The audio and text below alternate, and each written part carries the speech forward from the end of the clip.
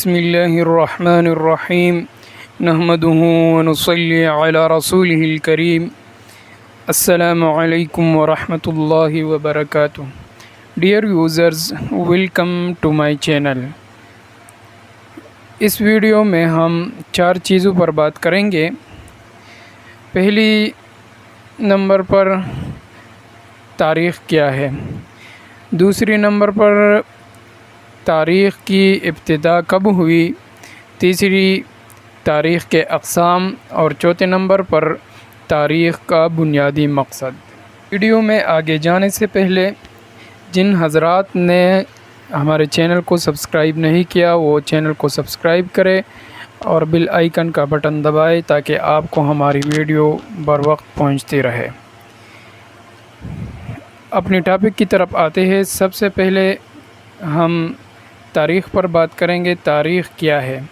تاریخ عربی زبان میں اس کا معنی وقت بتانا ہے، اور تاریخ وہ علم ہے جس میں زمانے کے حوادث، واقعات، ان چیزوں پر وقت کی ترتیب کے ساتھ بحث کی جائے، اس کو تاریخ کا علم کہتے ہیں۔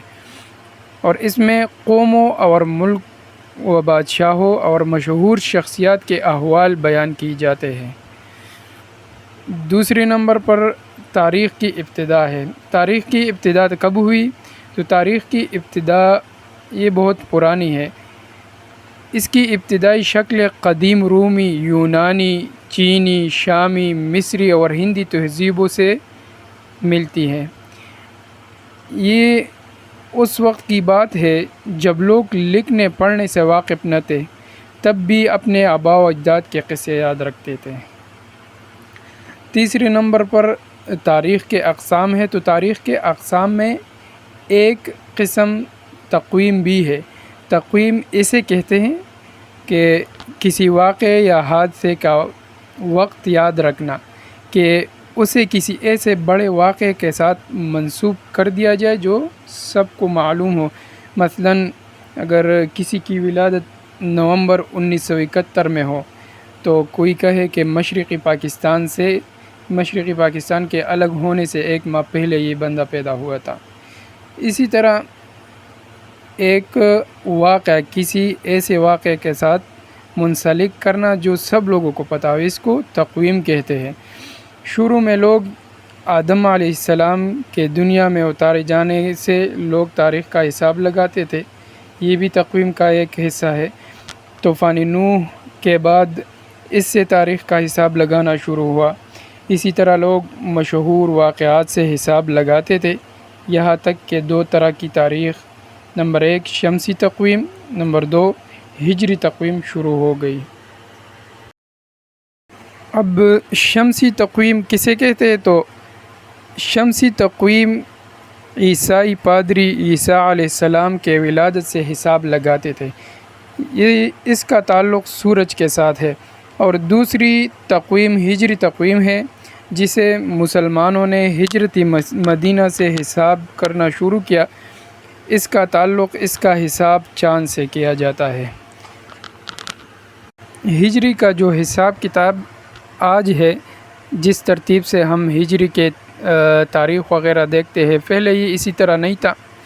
عربوں نے صرف مہینوں کے نام ترتیب دیے تھے، اس حساب سے چیز یاد رکھتے تھے۔ مثلاً فلاں جنگ کے بعد والا محرم یا فلاں معاہدے سے پہلے والا رمضان، مطلب ایک مہینہ کسی خاص واقعے کے ساتھ منسلک کرتے تھے اور اس واقعے سے یہ یاد رکھتے تھے پہلے۔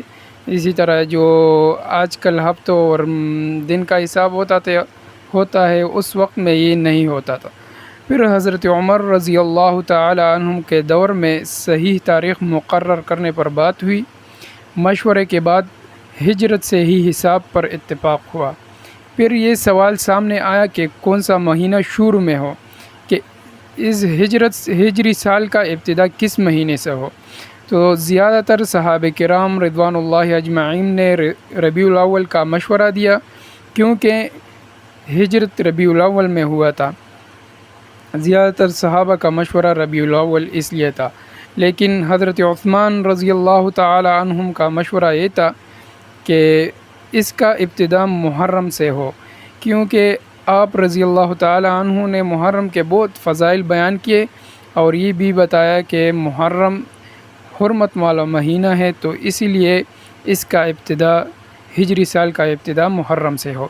اور اسی طرح حضرت عثمان رضی اللہ تعالی عنہ کے مشورے پر عمل ہوا، اور اس طرح 17 یا 18 ہجری عمر رضی اللہ تعالی عنہ کے دور میں ہجری سال کا صحیح طریقہ اس کا آغاز ہو گیا جو آج کل ہے۔ اب چوتھے نمبر پر تاریخ کا بنیادی مقصد ہے۔ تاریخ کا بنیادی مقصد کیا ہے؟ گزشتہ واقعات سے عبرت حاصل کرنا اور دوسروں کے تجربات سے سبق سیکھنا، یہ تاریخ کا بنیادی مقصد ہے۔ اور یہ بات یاد رکھے، جو قوم اپنا ماضی بلا دیتی ہے وہ دنیا میں کوئی مقام پانا تو درکنار اپنا تشخص تک باقی نہیں رکھ سکتی۔ یہ یہاں تک ہماری ویڈیو تھی۔ انشاءاللہ اگلی ویڈیو میں ہم اسلامی تاریخ پر بات کریں گے۔